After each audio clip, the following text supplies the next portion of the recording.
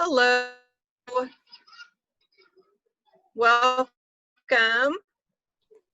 So kind of interesting news that we'll be starting school where we left off, although they say it will be, you know, much more robust learning.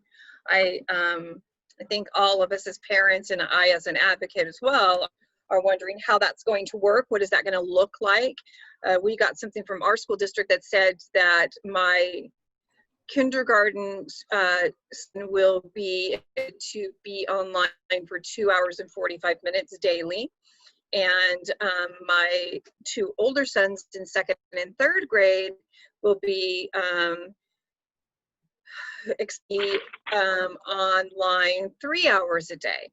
I'm not sure how we're going to navigate that, what we're going to do, what times and all that. I'm sure that they will work that out, because we can't be the only family that has multiple kids in multiple grades. But I think it's going to be interesting to see how does this work for kids with special needs.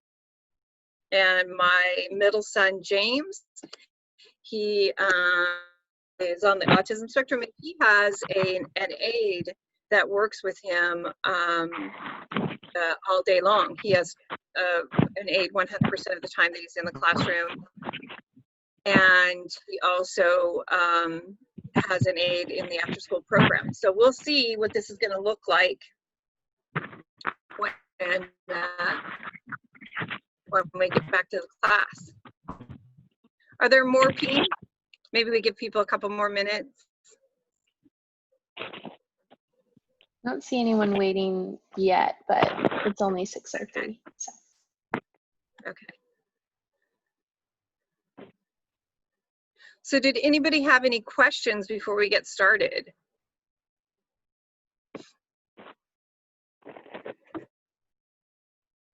I get in there? Hi there. Hi. Did you have a question? Hi, my name is Donna Granello. I just popped on right now, so I didn't get to hear much. But I'm a mom. I have 3 special needs children, an 18-year-old, a 14, and a 12. Teenagers. And I'm really interested in hearing. We have so many things that are changing. So do I have a second to chat, or am I jumping to? Nope, go ahead. And so my 18-year-old is at UC Davis, but she's home right now, has been home since March, and just having a ton of issues with learning. Having a difficult time with that virtual stuff. The 14-year-old as well, and the 12. So I would just love to hear any ideas anyone has to share. I'm listening. Thank you. You're welcome. Yes, it is going to be very interesting to see what works. You know, some kids do really great without that social emotional component, that give and take in the relationships, you know, and some of my son is thriving in the emotional and social aspects of being in the family. He's not coming home every day from stressed out of being at school and having to comply and hold himself together and do all these kinds of things. But I also see some regression in some other areas. You know, I can see that because I try very hard to let my kids be kids and not have to have a rule about everything all day long.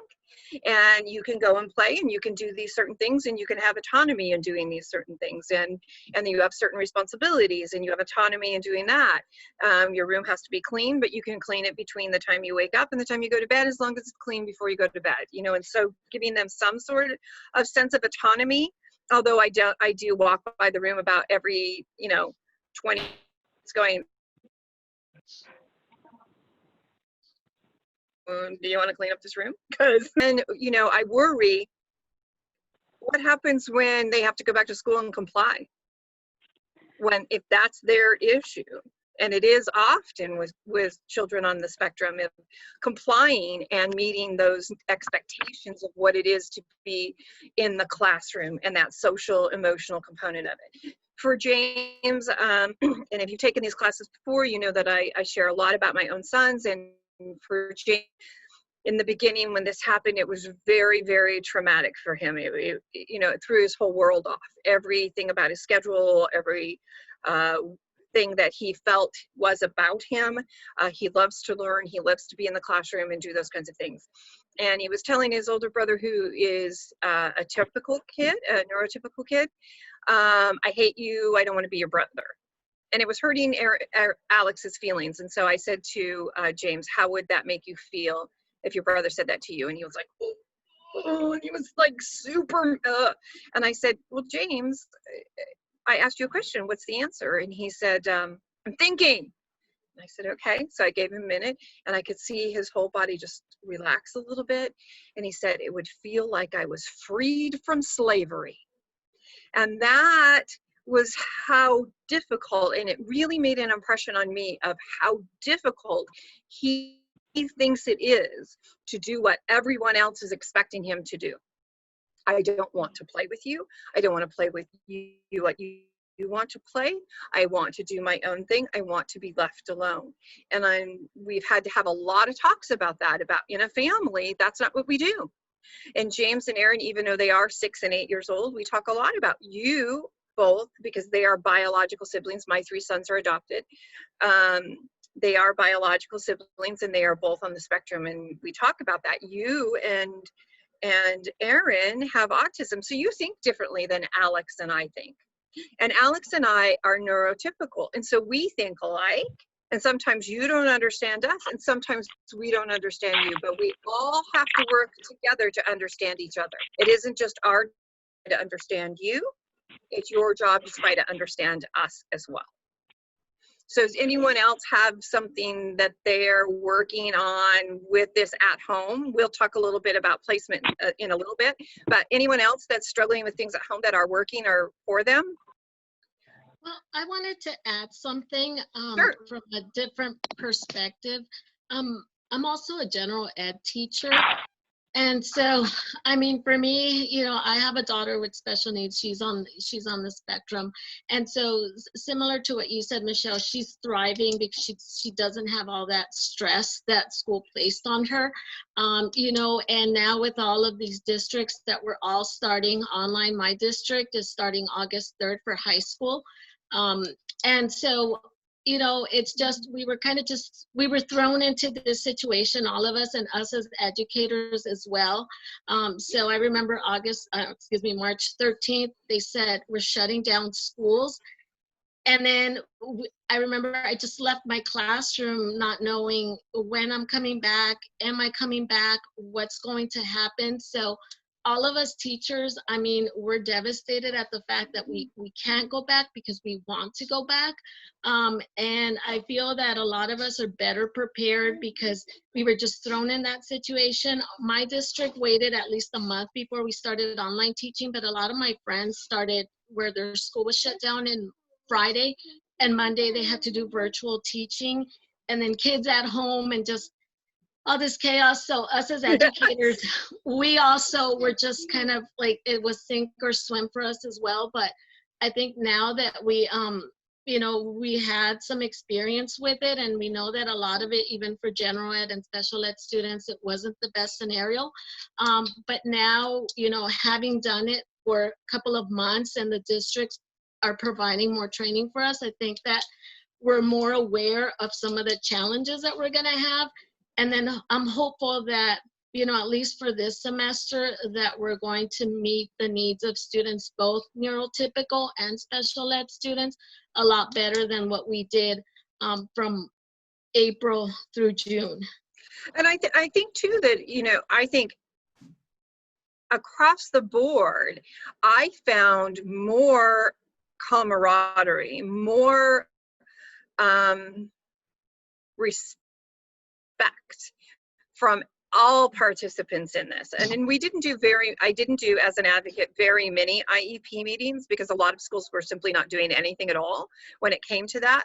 But I found that it brought everybody to understand we're really all in this together. And I saw really a great cooperation between staff and teachers.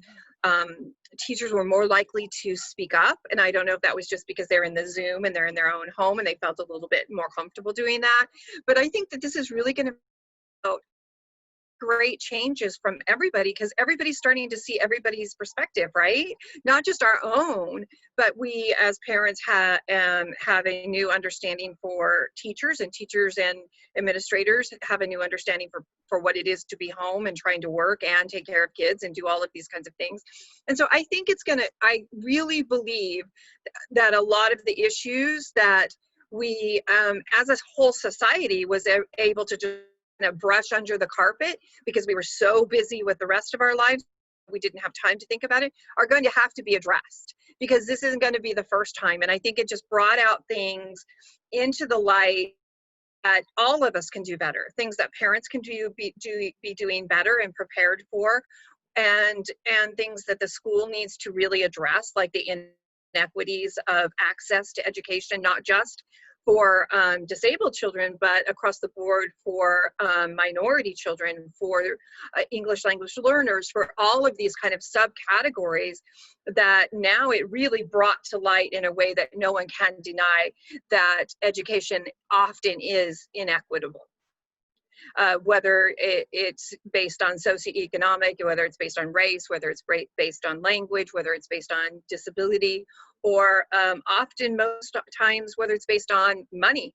You know, how much money do your parents have?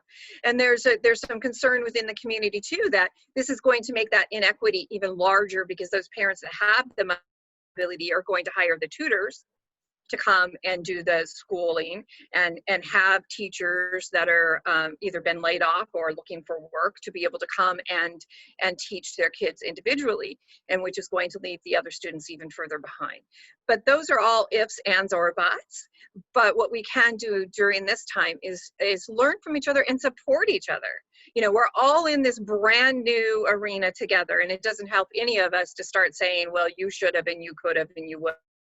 It's all of us that I think it also leveled the playing field, where the parents are now on the same level, because now you're the teacher. And as the teacher, I'm going to have to teach you how to teach your kids. And I think that it's going to do a really great positive change for parents and teachers to come together and find solutions. At least that's what I've been seeing in my practice. And so I hope that happens, and that we all understand that we truly are all in this together in a much, much more down and dirty kind of way than we ever have been before, because of the circumstances. Anybody else? Okay, so I can't see oh, there you go. Okay, I can't see everybody. So if you just talk up, you should pop up, because I don't have access to see everybody's hand up. So go ahead. Hi, my name's Danielle. I'm a mother of an 8-year-old boy, autistic boy. And so, like, the reason I'm here is I was just curious as to how others are handling this, because this is very, very challenging for him. He cannot do Zoom. He throws the computer, whatever's in front of him. He's frustrated. He can't stand it. I even tried it with an ABA therapist that's very, very skilled to be here to try to see if that would help. And still, so it doesn't work for me at all. So in my case, the burden is completely on my shoulders to teach my child. And I've never been a teacher, and it's not something that I've chosen to do.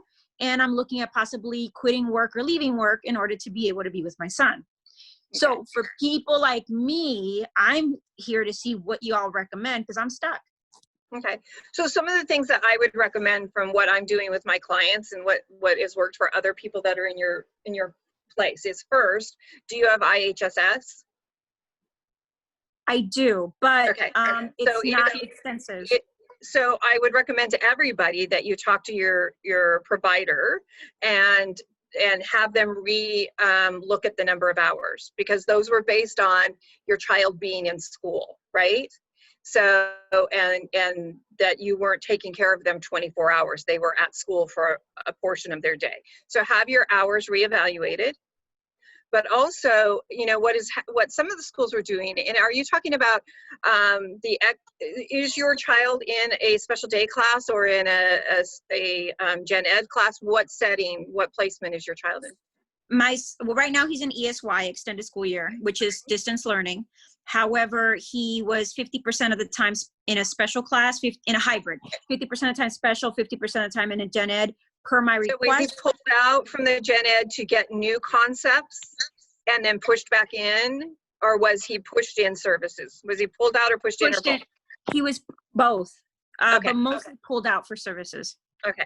So what a lot of the schools are doing and what we are asking for when we go to an IEP meeting, and IEP meetings will start up again. A lot of the schools did not have any IEP meetings during that, break kind of, the distance learning thing where you could or could not participate and they waiting, thinking we were going to go back. But everything has to go back to the way that it was. So in your new IEP meetings, and if you don't have one scheduled, call for an IEP meeting. But what is happening for a lot of kids, and a lot of kids are having success with it that can't sit down, and if it's in their IEP that they need to be having their information chunked, and they need to work for 5 minutes and then have a break and all those kinds of things that have to do with breaking down the work into smaller chunks, that we're asking the teachers to pre-record the lesson plans or record the plan that they're doing with the Zoom with everybody else and then send you that Zoom lesson. Or often teachers are finding lessons that are on a YouTube and they're sending those kinds of things to people so that the student doesn't have to look at the screen moving back and forth and other kids running around and process all of that. They can sit down and go over that lesson over and over and over again. And it's also then creates a great library for parents to go back and say, let's go over this concept again with an ABA provider. And then you can use that time that you have your ABA provider there or another person to help assist with that, whatever other services. But also ask if you're having language and OT service provided at the school. Are they going to be able to provide those to the student, and how are they going to provide those? And those are also a lot of SPED teachers for language and OT are sending videos for the students to watch and to emulate. And they're having a lot of success with that because there is that lack of that human interaction. Have you tried those things? I have not, and I actually, as you're talking, Michelle, I got my notebook out and I started taking notes because you've got some really good suggestions. How does he do with watching a video? Not so good. Okay. So that might not work for him, but talk to his ABA therapist about, what are the things that we need to look at. We don't want to just look at what our deficits are, but what is his strength? Where is he accessing that information? And what is the ABA finding that works for him, that motivates him in a positive way to learn those things that he needs to learn? And then we need to take that back to the school and talk about that. And we'll talk a little bit more as we go along here about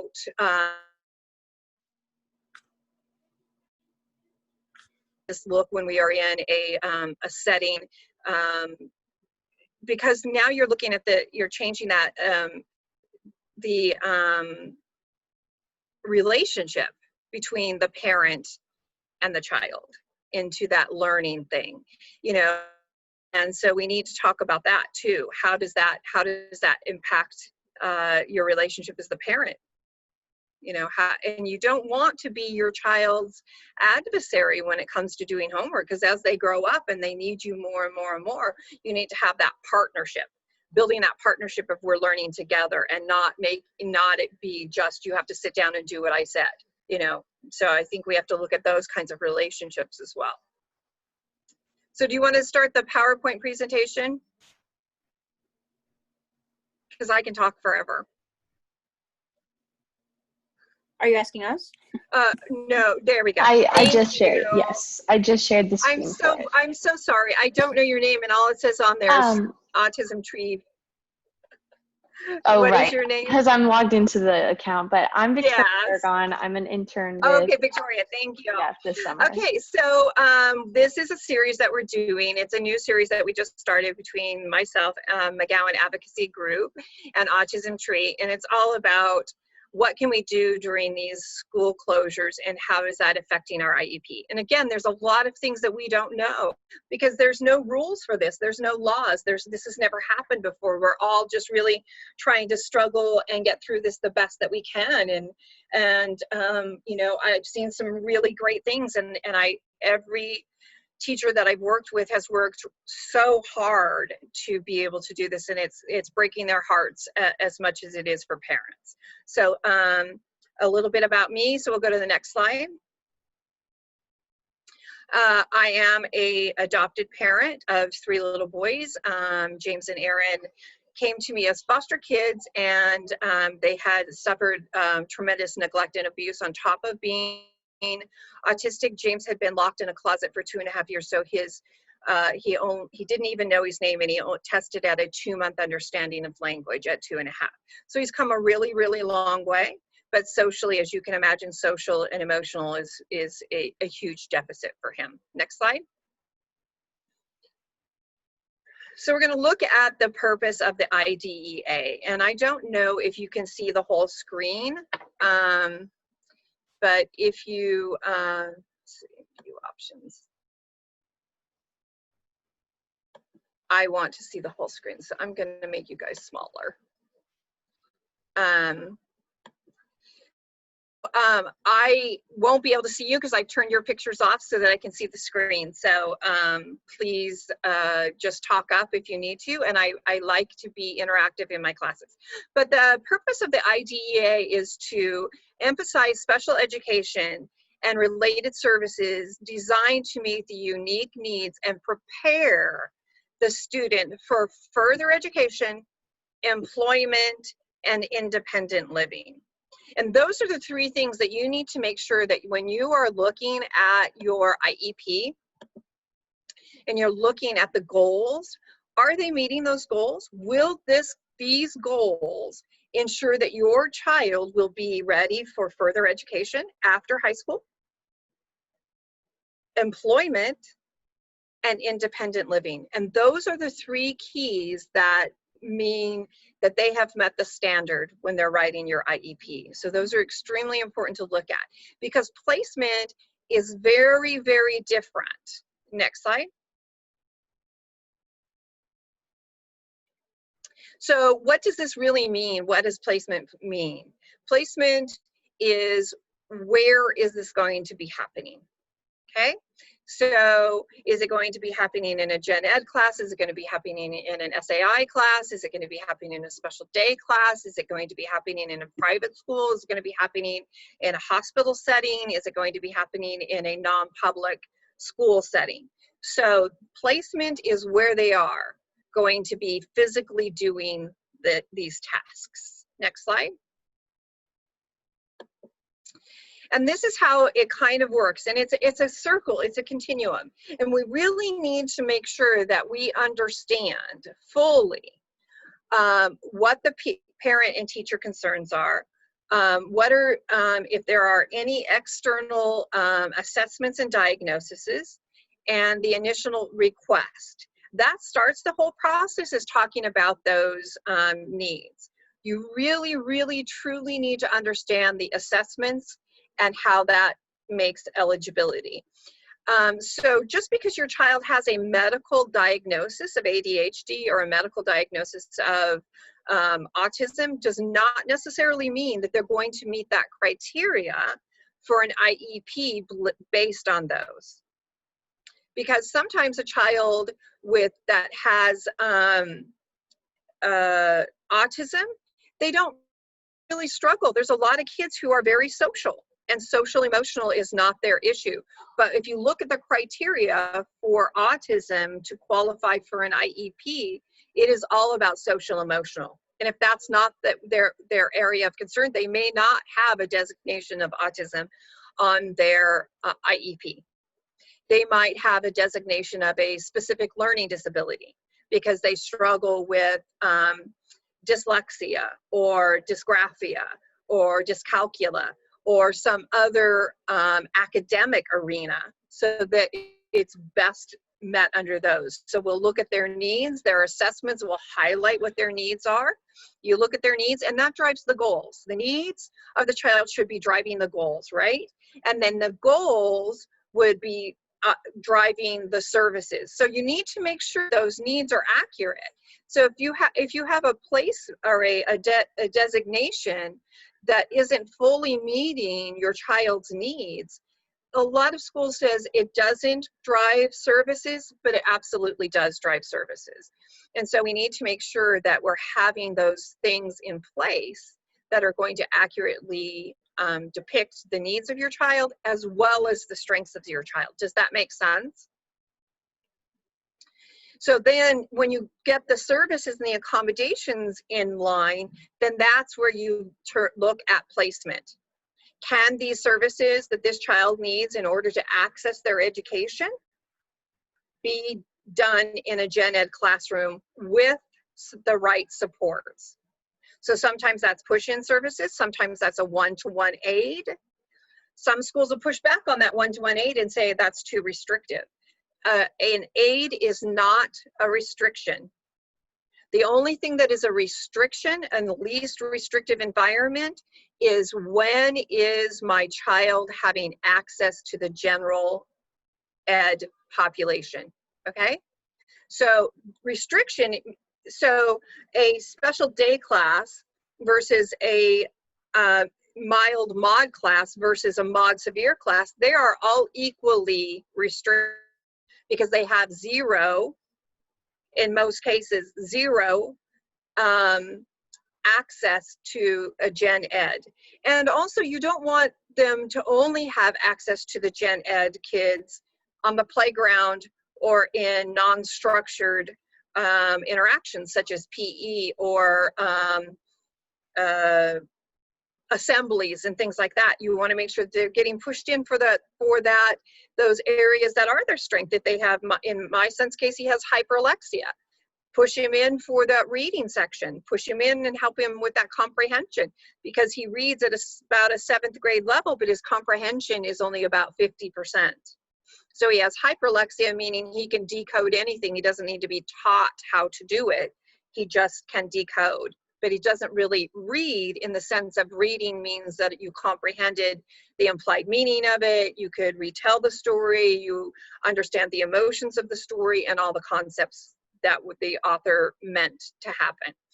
So then you would look at, would they be placed on a 504 plan? Would they be fully mainstreamed? How does that look? And that's how that cycle looks. So we need to make sure that those assessments and eligibility are accurate to begin with.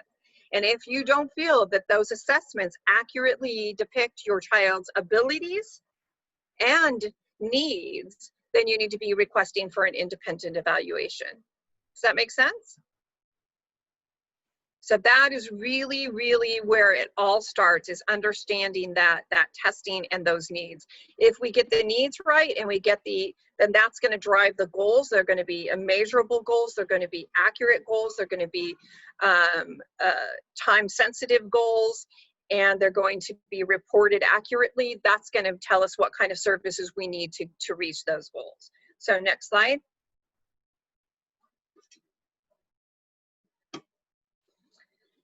So the IDEA, when it comes to placement, is the least restrictive environment. And we hear that a lot about least restrictive environment, but they don't always accurately tell you what it means to be in a less restrictive or in a more restrictive environment, but to the maximum extent appropriate for the child's disability, right? So sometimes I'm fighting to have a child kept into a more restrictive environment because they are thriving there.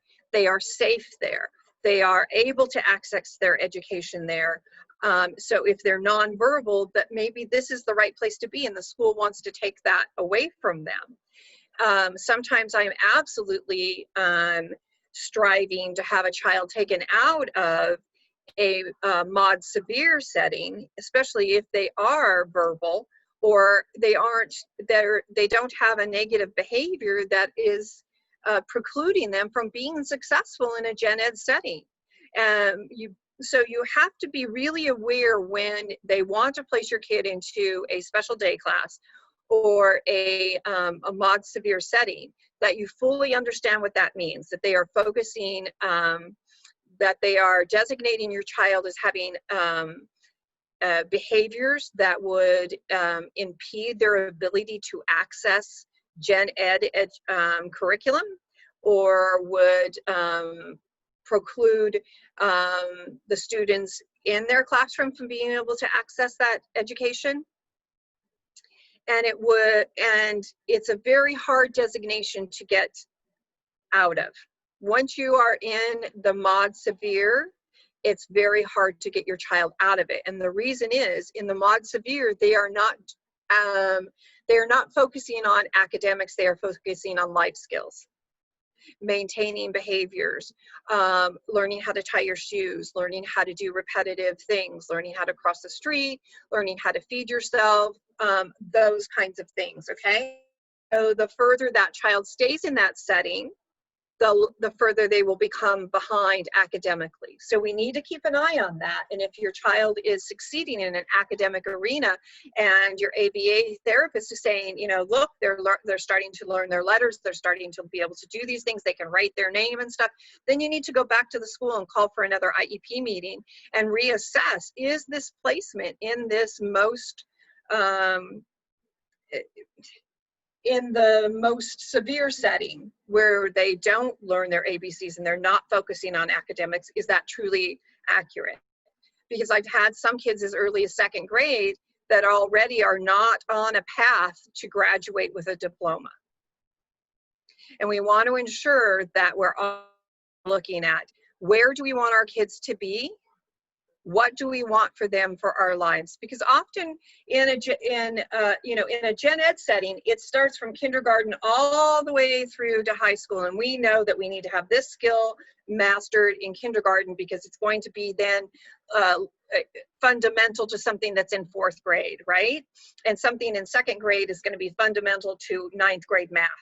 If we didn't learn placement value and we didn't learn the correct order and tens and values of hundreds and thousands in second grade, then we're going to falter when we're looking at algebra, and we're going to falter when we're looking at geometry because we don't understand place values and decimals and those kinds of things.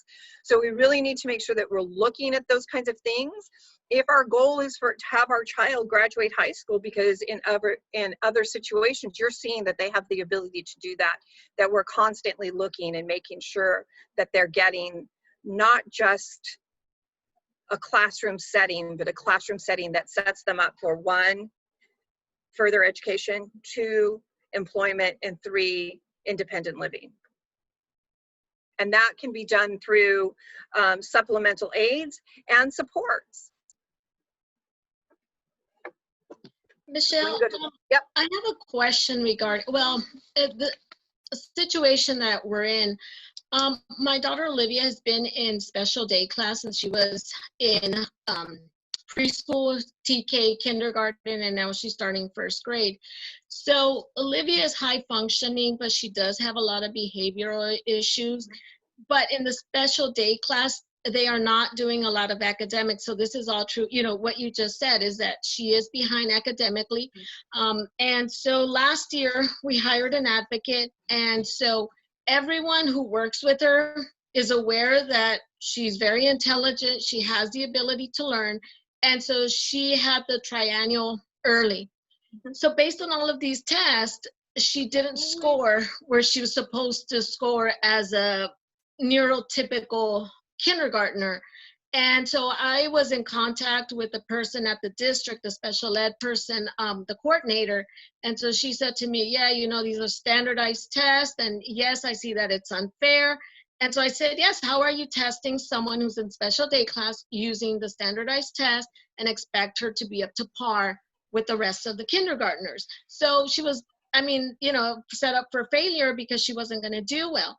But she does excel academically if she's given the opportunity. But based on all of the testing and everything that we did, it was just kind of determined that she was better off in a special day class. I didn't agree 100%, but just based on the fact that the test didn't score where they had to score and the behavioral issues, I agreed to continue placing her in the special day class. And did you sign? I did. We had an advocate, and so, you know, she said this is the best thing for her at the moment. I wasn't 100% comfortable with that, but I didn't have any evidence to. Did you get an independent evaluation? No, not outside the school. Everything Okay. was based on the school. So my advice to you, and if I had been your advocate, I would not have said to sign. Okay. I would have said that, nope, I disagree with you. We need to get an independent evaluation. The school has to pay for that because I dispute your findings. I have my ABA provider. I have samples of work that she's able to do. I have these other things that say she is able to do these things if given the opportunity, and you're not giving her the opportunity, and we need an independent evaluation to look at those kinds of things. And then I would not have had the school gives you a neuropsych, right? Or a psychoeducational evaluation. And that just looks at what your kids cannot do. Right. I would have requested a neuropsych evaluation, because then that's going to be done by a neurologist that's going to look at what your kid can't do, why they're not doing it, and what can we do to support them so that they can do it. So it's a much broader testing, and a neuropsych is going to come back with recommendations to the school. Okay. And so if your child knows her ABCs, or these are emerging skills, she's just going into kinder? No, she just finished off kindergarten here at home, and then she's starting first grade in August. Okay, so does she know her alphabet?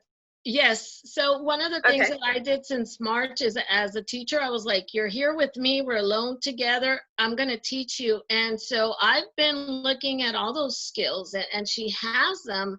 It's just that when she's at school in the special day class, she's not being taught, but here at home, I've had that ability and I can see those skills. So she can succeed if given the right supports. She can access her gen ed curriculum.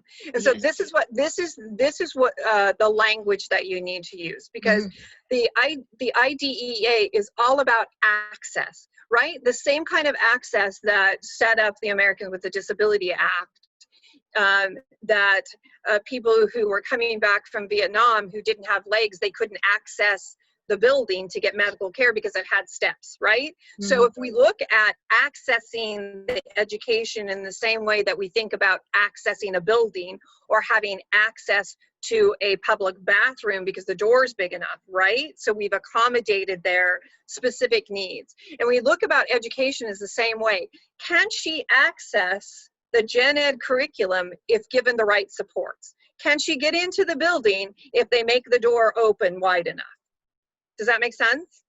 So in her case, she can access the gen ed curriculum for a first grader or a kindergartner. She might be on the lower end because she hasn't had support and access to that.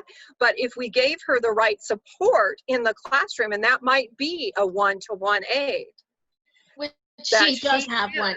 Then do the work of a non-disabled peer. And so that would have been my argument going forward, is that here's some samples of work. So really, over the next few months, really start taking a lot of data. And I have a sample of kind of things that we can look at, because it's going to be really important. And this could be a really great time for parents who have children that are on an IEP, and you've been trying to get something changed, right? You've been trying and you've been arguing, if you just did it this way, I know they could learn. You do it this way, and you take the data and you go in and say, look, here's their work sample. Here's how we did it. You know, the ABA therapist did this, and this is how many times we let how many prompts we gave them, and these kinds of things. And it doesn't have to be, as intensive as ABA therapy keeps, track of every little thing. But you can have these documented and then say, based on these things, I'm requesting an IEE, that she be evaluated, an independent educational evaluation with the neuropsych eval, that says, why is she not accessing this education? Why is she not being able to do this in school? And if she can do it at home, she should be able to do it in school if you give her the right supports. Yes, Does that make sense? Yes, thank you so So much. I would revisit that. Even though you went ahead and signed already, you can always say, you know, over this period at home, things changed. I saw some other things, and based on that, I want an independent evaluation. Okay. And they're starting to start those up again. And we're up for the new IEP in October. Okay, great. So that, you know, that gives And you me can enough push it time up. to You work don't have with to it. wait till October. Okay. You can push it up. You can request an IEP now, Mhm. and then they have 30 days after school starts, right? You know, the time will start, the time frame will start when school starts, but you can get the ball rolling now. All right, thank you, I appreciate it. You're welcome. Okay, so how is the decision placed? Placement may not be, and this is what the law says, placement may not be based on the child's disability, condition, or label, right? So they can't say just because we don't have all of our kids who have, that's against the law, right? They may not be based on their disability program. Well, this is our program for kids on the autism spectrum. That's not how it works. Or this is our program for kids who have a learning disability. This is our program for kids who have emotional disability. You know, it's not emotional disturbance. This is not how this is supposed to work. And if they are placing them that way, then the placement is not based on the unique needs of the child. Because not everyone has the same deficits, and not every child. I have 2 children on the autism spectrum, and they manifest their disabilities in very different ways, sometimes almost in opposite ways, in the supports and their strengths and their disabilities. While James has hyperlexia, Aaron has dyslexia. When he goes to write letters, they're just squiggles. And so we need to look at the unique needs of each individual child. And that's not how Gen Ed is done. Gen Ed is done, everybody is taught this in this way, right? And so when we're looking at an IEP, it is the individual needs of that child. And that's what we're constantly arguing for. And when I am in an IEP meeting, and if you've taken my class before, these are kinds of things that I tell all parents when they start talking about behavior. Their behavior is so bad, their behavior this, their behavior that. I let them talk for a moment or two, and then I stop them and say, we need to change this language right here. So this child has a disability. They have a medical diagnosis of, in our case, autism. You agreed to test them. You qualified the EP based on their diagnosis of autism. Behavior that you're talking about implies that they have a choice in doing this. This is a manifestation of their disability. And as a manifestation of their disability, you must mitigate that. This is a manifestation of their disability. They act out because they can't communicate.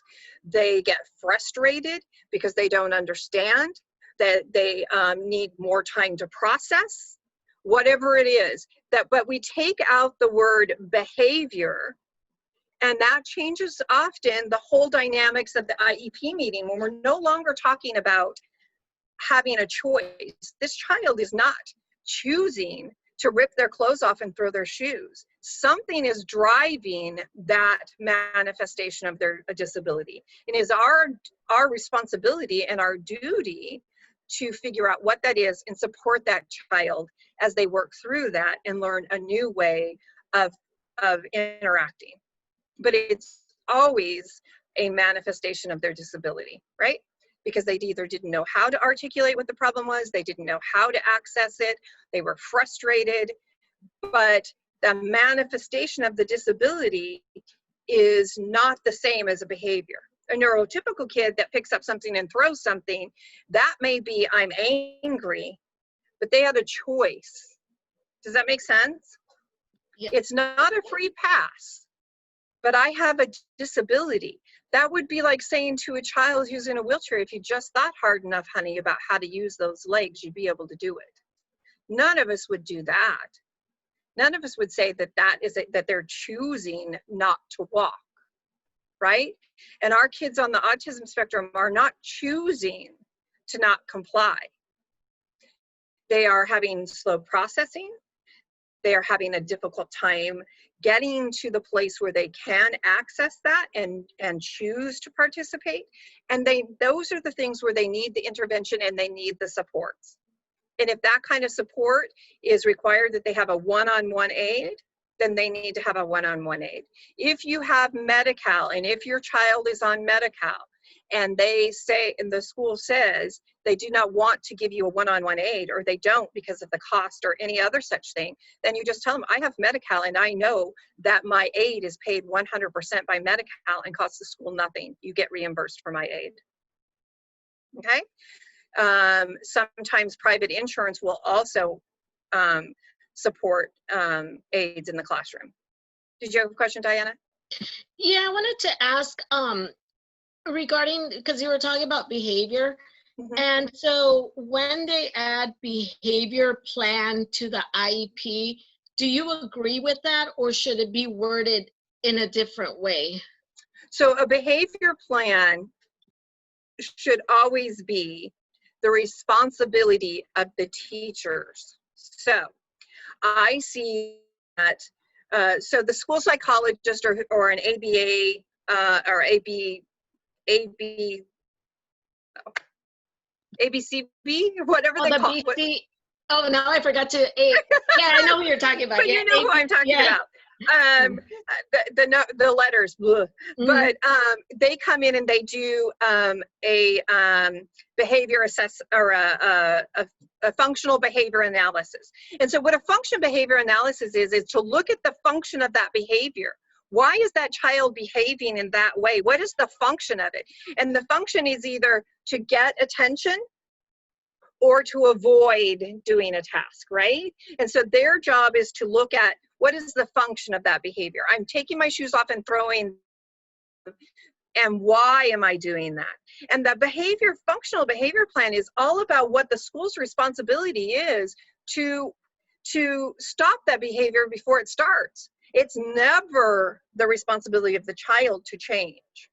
So, a behavior intervention plan is all about when the teacher sees something escalating, what steps do they take to de-escalate it? The onus of a functional behavior or a behavior intervention plan should be what are the steps that the school needs to take before they have to restrain your child. And nobody should be giving anybody permission to restrain your child, okay? There is so many other things that we can do, and there's so many other supports that we can put into place. Do not say that they can restrain your child. But we need to make sure that we're looking at that and that the onus is on the school and not the child. Is that what you were asking me? Yes, thank you. Okay.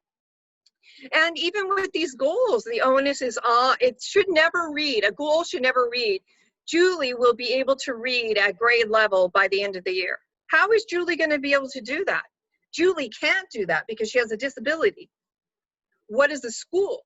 So Julie will be able to read 4 out of 5 times SH and CH sounds with supports, blah, blah, blah. So not only should it be the goal of what they're going to do, but what services and strategies and are they going to use to help Julie?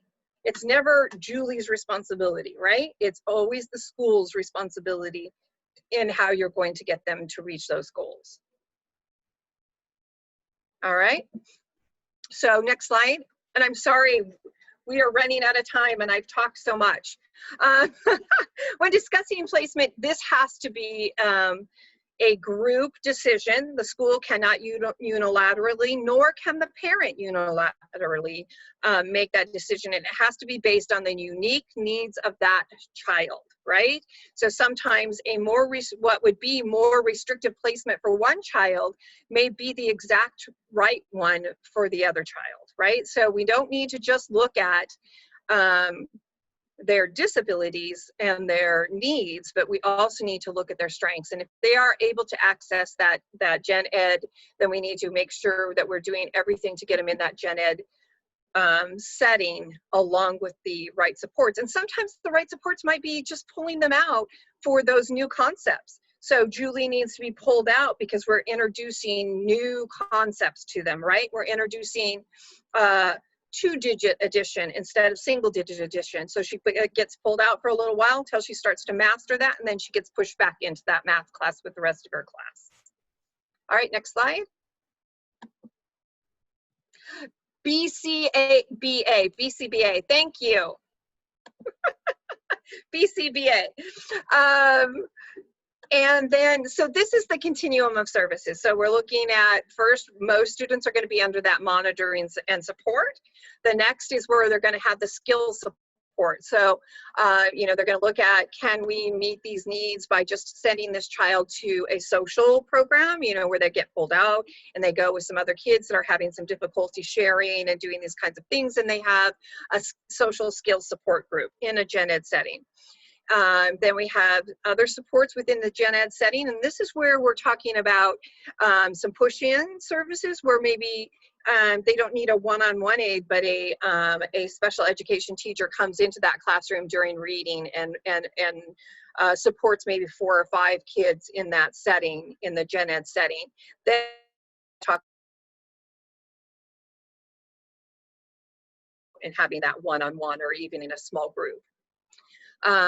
Let's see, I can't see the whole slide here, so let me, then we're talking about functional skills. So as we're moving into that special day class, we're moving into that mild class or that mod severe class, we're looking at more functional skills. We're looking at social skills. We're looking at prerequisite skills, you know, and it's about can you sit down and attend to a task? Can you hold your pencil? Can you do these kinds of things that are going to get you to be able to move into that gen ed setting?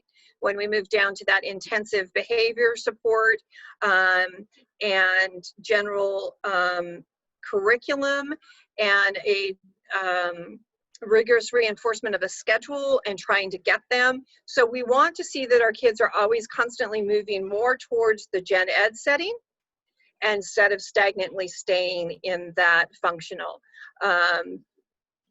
classes where they're just getting the functional skills. And then sometimes for a few students, an out of district placement is the right option. I rarely go there. I know that there's a lot of advocates that's their specialty, is to get that out of school placement.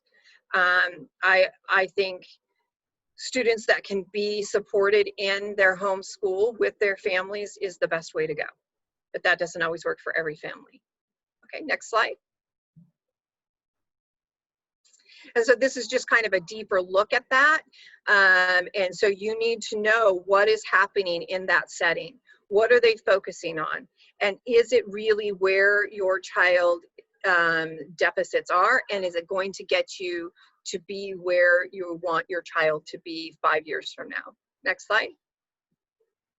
Same with this one, you know, is if their behavior is so negatively impacting their ability to access their education because they can't sit in their seat, they can't attend to a task, that they're acting out in a violent manner, then talk to regional center, get more ABA support. Sometimes some schools are willing to let the ABA come in and work with the kid for a short period of time in that classroom to help them get through that and learn how to do that. And if nothing else, at least have your ABA therapist going and doing an observation once a month to see what's happening in the classroom. Talk to the school and your teacher about what you're having success with at home and how can we bring that into the classroom, and vice versa, right? You're not seeing these behaviors in school that we're seeing at home. What are you doing that's being successful, right? And we're having success in our ABA and at home in doing these kinds of things and mitigating manifestations of their disability and helping them find success. So how can we do that in the school, and how can we bring those together? Next slide. So if you think of it, all of this comes together in driving education. We need to have social skills. We need to have life skills, friendships, being part of a team, making sure that those foundations, and we're looking at, you know, most of us went through elementary school, middle school, high school, college, whatever we ended up going after high school. But being able to problem solve, being able to have confidence in yourself, being able to have social skills, all of those things need to be learned in elementary school, because when you go to junior high, it's all about social emotional, right? It's all about skills. It's all about problem solving. It's all about working together as a team on team projects, right? And so we need to make sure that our kids are learning those fundamental skills, as well as that academic skills that are going to cause them to be successful later on in life. Next one. So here's some accommodations, and you'll get this PowerPoint if you talk to Rebecca. She will email it to you, and it has some built-in links and stuff, but this is sort of some sensory accommodations that you can have for different areas in the classroom and different issues. It's kind of a nice cheat sheet to have. Do you want me to click on the link or just move to the next slide? No, just go to the next one. And these are some resources for parents. I'm sorry, I'm going over, guys. Is everybody okay? We got 3 minutes. I'll talk fast. Okay, next slide. So this is a 5-year plan that I give to all of my parents, right? So what is your education goals? And we start up here in this highlighted orange box, right? And these are the 5 top things that I want my kid to be able to do in 5 years from now. And then we go to clockwise around and we look at the first box, okay? From today, what do I want those 5 things to be? In order for that to get to those 5 things, in 4 years from now, we have to be able to do what? In 3 years from now, we have to be able to do what? In 2 years from now, we have to be able to do what? And starting now, a year from today, what does that child have to be do in order to reach that 5-year goal? Does that make sense? Because again, you know, sometimes in special ed, it becomes linear and it's just this year. Let's just get through this year. But we're not looking at, and I'm constantly asking when I go to an IEP meeting, is this child, if your child is getting modifications to the curriculum, then you need to be asking, does that take them off the track for a diploma? Are we modifying their curriculum to the point where they're in kindergarten and they're already so far behind that they're not going to graduate with a diploma if we keep them where they are? And the teachers know. And when you ask that question, they'll say, nope, they are not on track to graduate with a diploma. And I've had to pull 2nd graders out because they could read, they could do math, but they were in a you know, mild, severe setting. Guys. Sorry, my kids are getting restless. I know, but you need to go outside, please. So we need to look at that and say, what are we constantly moving forward? Are we making them independent? Are we giving them the skills that will make them be ready for further education? Whether that be trade school, junior college, taking an exam to get into the military, whatever it is. 4-year college, whatever that goal is, but we're constantly looking 5 years out. And this is a really powerful argument too when we're talking about those behaviors or those manifestations that of their disability, right? That you are trying to get them to mitigate. And they're like, oh, you know, it's acceptable in 2nd grade. And I'll say, yes, well, this might be acceptable in second grade. What does it look like in 7th grade? If we don't intervene on this issue now, in 2nd grade, what's it going to look like in 7th grade? And is that 7th grade teacher going to be happy that we did nothing? We don't get to elope out of class without having something in place to replace that behavior. A support in place that teaches them a new way to access their education, a new way to express their frustration, a new way to cope, right? We just don't say it's okay in 2nd grade to run out of the classroom. Because then in 3rd grade, it starts to ostracize them, right? Their friends start going, oh, that's a little weird, right? And then it starts affecting their self-esteem, their socialization, and all of these things that the school is also responsible for, and not just academically, right? So we want to make sure that we're constantly saying, yes, but what does this behavior look like in 5 years from now if we don't address it today? Today is the best time to address it because it is not yet negatively impacting his education, but it will if we let it continue. Does that make sense? All right. So then on this next sheet, so I have for each of them, so this would be the educational needs. In order to reach that, there would be social needs, there would be emotional needs, there would be behavioral needs, and you would write those out for all 5 years on what needs to be done today to meet educational needs, emotional needs, social needs, and behavioral needs. And then you go to the school and you say, look, here's my 5-year plan. How do we get there? We're not just talking about getting through kindergarten. We're not just talking about getting through 8th grade. We're talking about what happens, what are they going to be like when they're an adult? Because, correct me if I'm wrong, Diana, when you are a 2nd grade teacher, you know what they need to know for 4th grade, right? You know what's important. And so sometimes they forget that when it comes down to kids on an IEP or with special needs, right? That we skip over that to making sure that they have that solid foundation. Right. All right, go ahead. Did you have something to add? No. I was just agreeing with you. And so, yeah, I think that this can be driven by parents, and it makes the school understand, I know what I'm talking about, right? You need to respect me as being an equal part of this team, and that I understand what is in the best interest of my child. And I'm looking forward. I'm looking that my kid is going to graduate with a diploma, not just a certificate. A certificate just means that you were in attendance. And if your child does not have a significantly lower than average IQ, when we're talking about in the 68 or lower, then they should be able to graduate with a diploma if they were given the right supports and the right access and accommodation, okay? Because there's kids with Down syndrome that are graduating with a full diploma and going on to college. All right, so then there are some other options on private and placement, and there is a link embedded into this slide, but we won't look at it. But if you get the slide from Rebecca, or this slide presentation from Rebecca, you can just click on it. So the next one.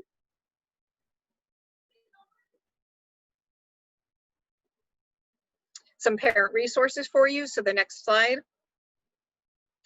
If you've taken any of my classes, you know that I love this website, understood.org. There's a link here talking about placement. So if you were to get this slide again and you click on understood.org, or you just Google understood.org/placement, this is a tremendous website, and they have videos, and they have sample letters that you would write to the school about the needs, requesting an IEE, Diana. There's a sample letter on this website that would say, you know, what it is that you're requesting and why you're requesting it, et cetera, et cetera.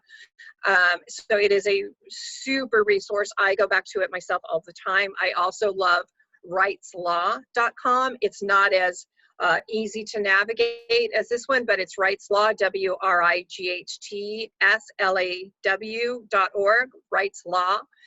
And he has helped draft the ADA and write the special education law, and I took his class at William and Mary Law School 2 summers ago. Okay, and next one. So this is a link to the latest information put out by the governor's office just a couple of days ago about school openings. So if you clicked on that, that'll send you to the Department of Education for California and what we're talking about. Also, another thing that's really great, and you can always email me if you would want, and they're called Dear Colleague Letters, and they go out from the Department of Education to schools and school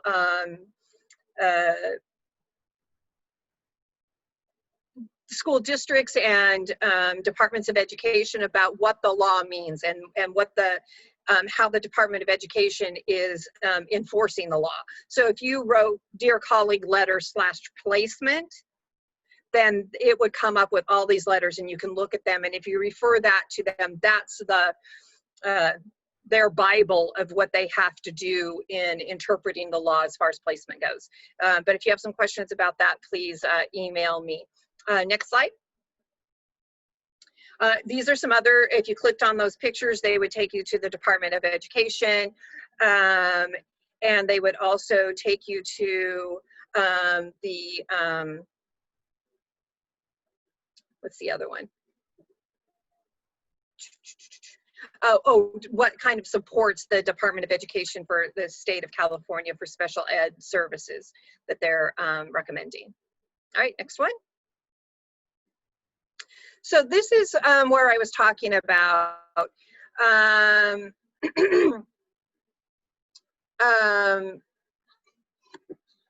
so you would write down that if you have a math skill that you're looking at, and you would write down the date that you're doing it, the skill that you're practicing on, so counting from 1 to 20. And then write, you know, was able to count to 1 through 15, but missed 16 and got 7 through 20, right? 17 through 20. The other one page is looking at what is the skill, what is the IEP goal, what is the objective, how did I do this, and what worked and what didn't work. And that's a little bit more if you're really looking at, like in your case, Diana, where you're looking at those fundamental skills and trying to build them, is writing that out, right? So our goal was to be able to name all 26 letters in the alphabet in order in one try with 2 prompts. And so you're going to write what that is, and the objective was to be able to correctly identify all letters in the alphabet and sing the alphabet song. And then just what did you do and where were you successful and where were you weren't. And these are kinds of things that we can take back to the IEP that are going to be really, really helpful. Look, I have data, and everything about your IEP should be data driven. When they come back and they give you a report on the IEP and say some progress was made, I want to see data. What progress was made in what area, and how did you track that, and when did you do that? I want to see data. Okay, everything needs to be data driven. Next slide. So this is a great link to another advocate. She is a parent and advocate, A Day in Our Shoes, and she has a Facebook page, and she's amazing. She writes all these things out, and this is a really great thing on how to have successful virtual IEP meetings. Next one. So next month we're going to talk all about tests and assessments and how to understand them. So if you're looking at a bell curve, in the middle is 85 to 115, and right down the middle is 100. If your child's IQ is 100, right? So they're right in the middle. They're dead average, right? So then their rest of their test scores should be clustered right around that 100. They should be between that 85 and that 115. Then that would mean they're right in the right range. If for some reason they're testing really low in one area, like decoding, but their comprehension and their vocabulary is testing really high, then something's going on, and we need to know what we're looking at when we're doing those tests and what that means. And if your child's IQ is in that normal range, especially for Diana and other people that might be looking at, hey, is this the right placement for my child? And your child's IQ is falling within that normal range of 85 to 115, then they should be in gen ed. They just need supports, right? Only if their IQ were significantly lower, say 68, then we would look at that they didn't have any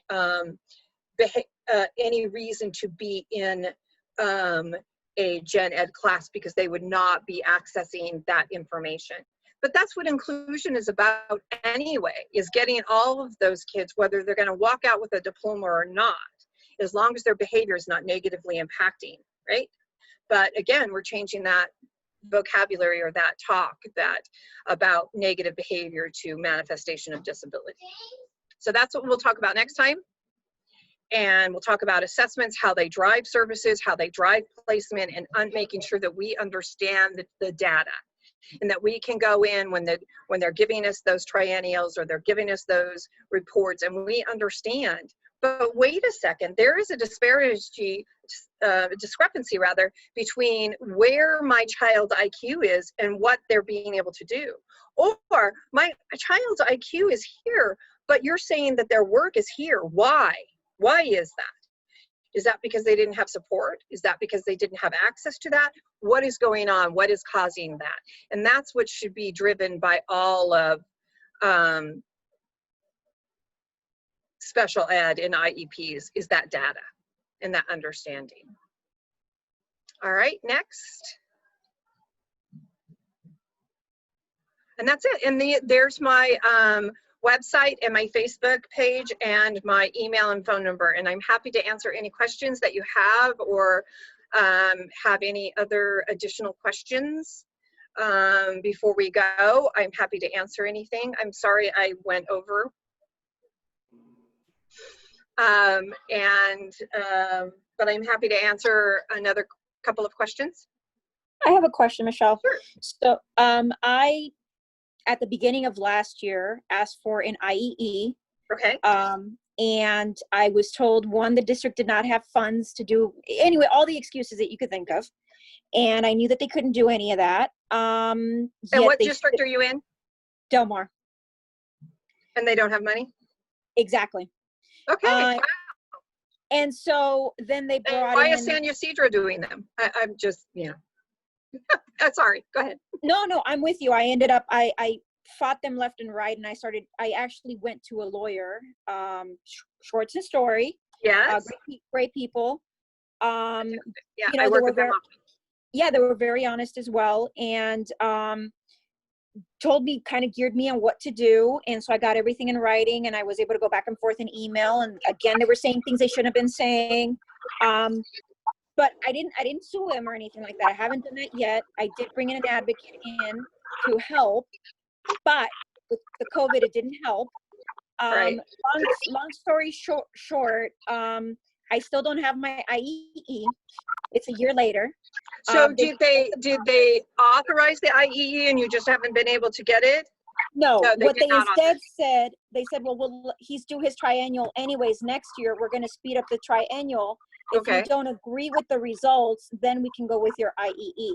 Okay, so, but they weren't, because of COVID, they didn't test. None of that's happened because of COVID, exactly. And so I don't know where to go from here now. So I would go back to the school, because I don't know now with everything, because they were starting to do testing, right? Because they said that they wanted to test my son over the summer, that they had been given permission to do testing. So I don't know if they're still going to do that, because they closed classrooms, but they haven't said no one-to-one person. So I would reach back out to the school and say, are you doing testing, and to get us back on that track. But I would also push back and say, if you can't, then you need to give us an IEE. If you can't do this testing, then I would argue that the circumstances are that my son should not be negatively penalized for this. And while it's nobody's fault that there is that COVID happened, he should not be more severely impacted than his non-disabled peers. And by putting off this testing, you are penalizing him to a greater degree than non-disabled peers. Yeah, and I did, by the way, fight for, my goal was to put him in gen ed with an aide because he's smart enough. They said we don't have money for that either, which they cannot do. No. And they said, plus, not only that, that would put him in a least restrictive environment. And I said, no, that's not the case. It's the opposite. And I'm not an advocate, but I'm smart enough to know this stuff too. It was really frustrating. So, yeah. Okay. Oh, imagine. So I would go back and I would argue those things too. And if you'd like to talk to me offline, then we can talk about some of the language that we need to make sure that we're putting in there that gives them the understanding that I'm putting you on notice, that if you don't do this, then I'll file a compliance complaint with the state that you are in violation of his ADA rights.